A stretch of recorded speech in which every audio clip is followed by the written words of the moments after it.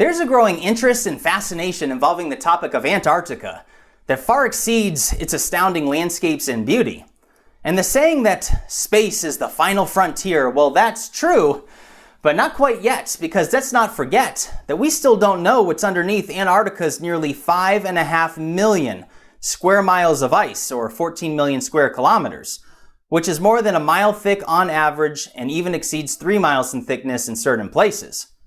In fact, there are many theories about Antarctica, ranging from lost ancient human civilizations that may be hidden underneath the frozen ice waiting to be discovered, to crashed UFOs and secret alien UFO bases, and even curious questions as to why various world political and religious leaders have visited the continent. And in this video, I'm going to be connecting the dots on some really interesting and even disturbing information. But first, let me start off by sharing some amazing details about the Antarctica continent itself.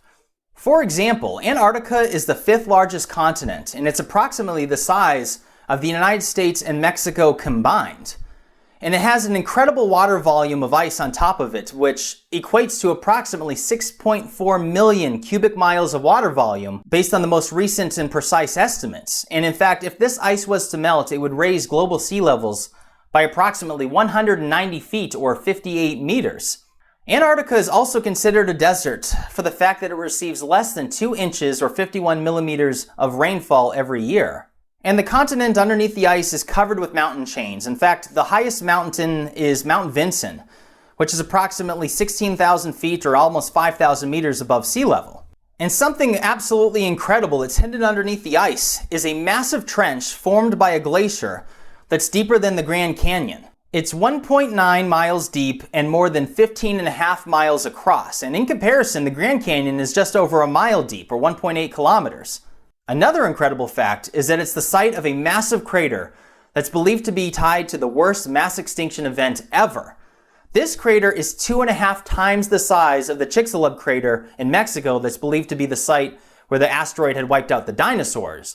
To put it in perspective, we're talking this Wilkes Land crater is 300 miles across, where in Mexico the Chicxulub crater is about 110 miles across. However, before Antarctica was covered in ice, they have found evidence that dinosaurs once roamed Antarctica, and in fact the continent itself was covered in forests. However, life today pretty much consists of penguins, various birds, and other marine mammals such as seals. But headlines went around the world just a few years ago when they discovered that microbial life existed and was thriving more than a half mile underneath the Antarctic ice shelf, which completely shocked scientists. What's even crazier is that they believe that Antarctica and North America were once touching, as they've identified through matching rocks. And this is from a supercontinent dating before Pangaea, more than 1 billion years ago, in comparison to Pangaea, which they believe broke up about 175 million years ago. Now, diving into some of the other interesting things about Antarctica that you may have seen going around the internet involves this tweet that allegedly Buzz Aldrin had sent, the second man to walk on the moon, who visited Antarctica last year. And he was medically evacuated for various health issues with his lungs, I believe. But here's this tweet that he allegedly sent out, which reads, "We are all in danger. It is evil itself," which of course has this photo of a pyramid-shaped mountain that's located in Antarctica. But this is completely fake. It's been debunked. It's been proven as a total hoax. He never sent that. But the mountain itself is interesting, and this is something that's gained a lot of attention, as many people have speculated that there may be lost ancient human civilization underneath the ice, and many people refer to this as the Antarctica Pyramid. But upon a closer inspection, it's really not. It's not a pyramid. I wish it was.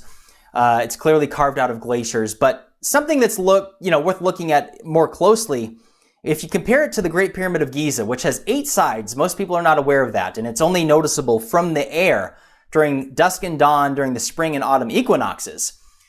But when you look at the photo again, you can kind of see one side of it seems to have that line that could indicate possibly 8 sides, but is the other side you can see right here, it's just clearly not. It's just a mountain. But there have been many other things going around the internet involving these ancient human civilizations, and Antarctica possibly being the location of Atlantis, and perhaps it's buried underneath the ice. And there's been other photographs, and people look at Google Earth, and there's been some interesting things here. And it's like, okay, is there something underneath, this ice or not? Had humans lived there? Is the question that everyone has. And people seem to have a real interest in this topic. People seem to have this gut instinct that maybe people had lived there before. So really what it comes down to is, how old is the ice on top of Antarctica?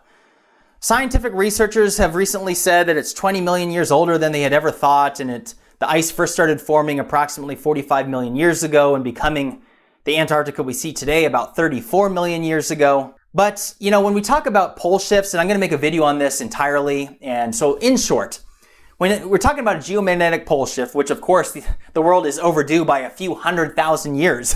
The last one was approximately 780,000 years ago, with a minor one about 41,000 years ago, which some research has indicated could have potentially been the reason why the Neanderthals were wiped out. Basically what it comes down to is in a geomagnetic pole shift, the Earth's iron core shifts. And because of this, our compasses will be completely thrown off and change complete directions. But the Earth itself doesn't just tip upside down. But when you think about how earthquakes and volcanic activity are dependent on shifting magma underneath our Earth's surface, is it possible that during these pole shifts, it can cause some catastrophic changes in our continents? So when we consider how we know that our continents are moving at about an inch a year apart from each other, and we look at Pangaea, 175 million years ago, is it possible that when the massive iron core that's supposed to be at the center of our planet, when that shifts, could that cause some catastrophic quick movement in our continents? And if you think that's far-fetched or ridiculous, let's just remind ourselves of the 2011 Japanese earthquake and tsunami. This earthquake, being a 9.0, was powerful enough to change the tilt of the Earth's axis and shorten Earth days by about 1.8 microseconds, which might sound negligible, but it did it. But furthermore, that earthquake moved the coast of mainland Japan by 8 feet. So we have to open our minds to what's possible involving pole shifts. And again, I'll save that for another video, but simply my point is this. Is it possible that some of the ice in Antarctica isn't nearly as old as what we thought it is? Now, I cannot make a video on Antarctica without mentioning Rothschild Island. That's right, there's an island named after the Rothschilds, and if you're not familiar with the Rothschilds, definitely look into this family and the impact that they have on, or had, on our global economic society, international banking, and the central banks that are put in almost every single country throughout the world. And most people have no idea who they are. I mean, our whole system is made up of rules that people created, and no one seems to know who created these rules for our system. I mean, think about it. The rules didn't just come out of the ground like flowers and bushes. People thought of this stuff, and yet nobody knows who. Our entire lives are based off this current economic, international banking, and central banking system. And almost nobody has any idea who started it and who are the masterminds behind it. And I mean, I have a master's of business administration, and they sure didn't teach anything about this. I mean, the money that we have today, fiat money, is no different than monopoly money. It's not based on anything, and people don't question it. So when you look at actual quotes, say from Mayor Rothschild, "Permit me to issue and control the money of a nation, and I care not who makes its laws." And his son, Nathan Rothschild, went on to say, "I care not what puppet is placed upon the throne of England to rule the empire on which the sun never sets. The man who controls British money supply controls the British empire, and I control the British money supply." So it's worth mentioning, and if you think that I'm getting kind of off topic here, let me also mention the Rockefellers, who had a huge impact. And you may have heard about them before, but I think the younger demographic probably is completely unaware of the influence that their family had on our society today.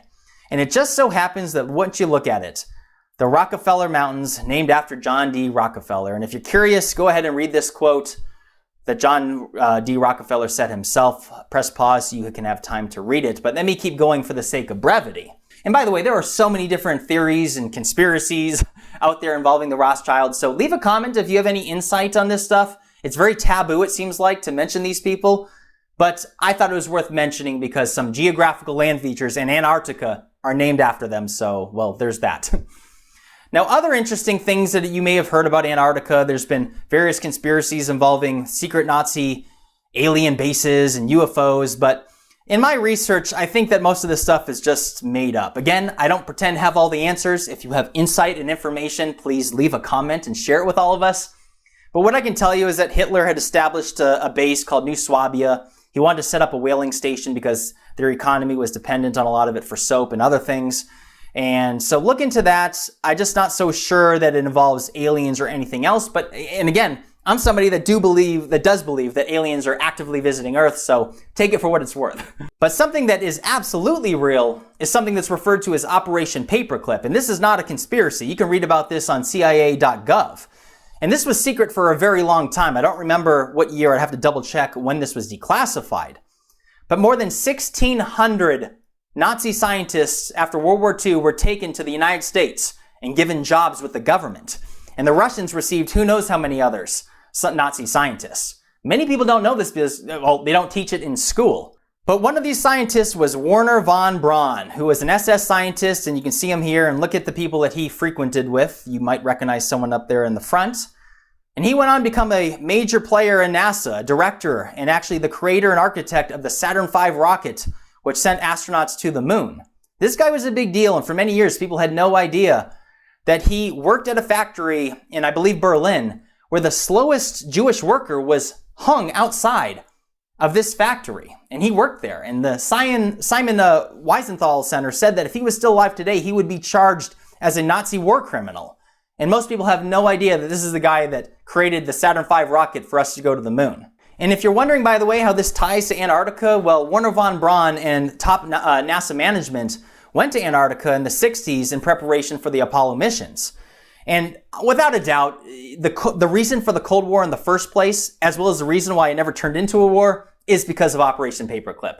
Russians and the United States both got incredibly brilliant scientists, and who knows what side was able to develop what type of weaponry because of it. But to keep this going, many people have wondered why various leaders throughout the world have visited Antarctica. And in fact, the highest ranking US official to visit Antarctica is John Kerry, who went there on, get this, Election Day 2016. It was really suspicious how this was reported on. He went on to say that, oh yeah, I'm here researching climate change and that's why I'm here. But there was many different theories about this. People, claims that, oh, he's visiting secret UFO bases that have been discovered under the ice, all kinds of different claims. I think the most likely explanation is that he was getting a free trip on the taxpayer dollar.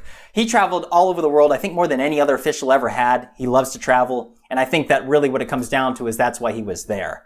If you have any other information about this, again, leave a comment. But if you want to know the reason why so many countries have interest in Antarctica, and I have to mention the Antarctica Treaty, which was signed back in 1959, which involves 7 different countries, which has since gone on to involve more than 53. And these countries have bases, in fact, there's more than 68 bases, or 68, I should say, on Antarctica. And believe it or not, the United States has the Central Territory, which touches all the other countries' territories, so go figure on that. But if you want to know what no one else is talking about, virtually no one, the real interest in Antarctica, I believe, besides on who knows what's underneath the ice, well, there are some things we do know that most people are not aware of. For one thing, oil. It's believed that there's more than 200 billion barrels of oil underneath the ice or the continent of Antarctica, which would put it at the 3rd highest oil reserves in the entire planet. Some people say this isn't true. If you look at the Antarctic and Southern Ocean Coalition, they say that this is just speculation, not backed up by actual study, and they don't believe it. But I would say, wait, don't be so naive. What do you think all these countries are doing down there? And don't pretend you know what they're doing. This is a huge area of space, in Antarctica, again, the size of the United States and Mexico. So if you think that these countries and these companies that are down there doing all this research aren't looking into this stuff and doing things on the down low, well, I think that they are. And since, again, we know about the force and dinosaurs being in Antarctica, it's fair to say that there is oil under that ground.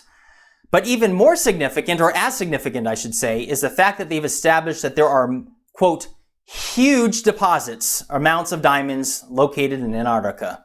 And it's not just diamonds either. They have resources including silver, gold, copper, nickel, platinum, cobalt, which of course is used in all these electric batteries and cars, even uranium, so think about that. So when you consider again that there are 68 bases and 53 countries that are there, you can start to connect the dots on the significance of Antarctica. And what we're looking at here is essentially the grand global strategy.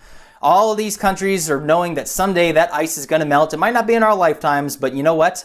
They are prepping for it, and I soon suspect that they're going to start digging for it, even if it's against the treaty, which isn't due for renewal and voting until 2048. But it is worth mentioning that various militaries are on the Antarctica territory itself, and even though they're not supposed to according to the treaty. But Chile and Argentina particularly have actual standing army presence there, but they claim that, oh, this is for scientific research, so it's a loophole. Think about all that oil and the diamonds and who knows what else might be underneath that ice, and it starts to make sense. Anyways, I'm absolutely going to have to make future videos in Antarctica because there are too many other topics that I can't include all in one video. And again, definitely leave a comment, share any knowledge or insight that you have into this topic or anything that I've discussed here or left out. But I'm Jimmy, this is Bright Insight. Hit like and subscribe, and I have many other videos to come on a whole wide variety of topics. Take care, everybody.